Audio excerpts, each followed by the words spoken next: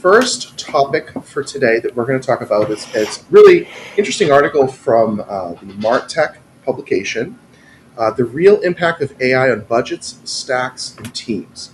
So essentially what this is saying is 42% of marketers say their budgets are increased because of AI, and a third say it's also driving a significant rise in headcount.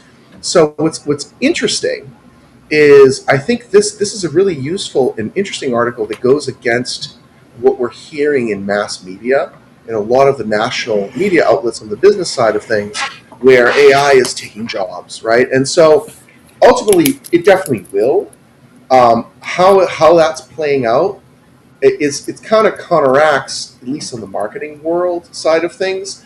And this article shows that a lot of organizations are essentially saying that their budgets are increasing so they can invest in AI right now, and their headcount is increasing at the same time because now they need individuals that understand AI a little bit better. So this is kind of like what we've been talking about in the past, where AI will yield and generate more jobs and different types of jobs. And I believe that is absolutely going to be the case in the marketing world.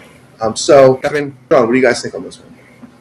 Yeah, we've seen this with other technologies when they came out, like even SEO back, I don't know, 20 years ago, whatever it was, that a new technology comes, and this doesn't just pertain to marketing or anything, it can be anything. A new technology comes, and there's this period of time where we suspect it's going to take away jobs, and it might. Right, However, there's the unspoken, it will also create jobs.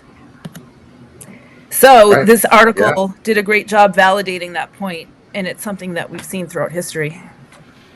yeah, I think Yeah, so. John, your thoughts? I think when it comes to like speaking solely about like budgets, I mean, think about even like at Brick, right? How many tools we're testing all the time, right?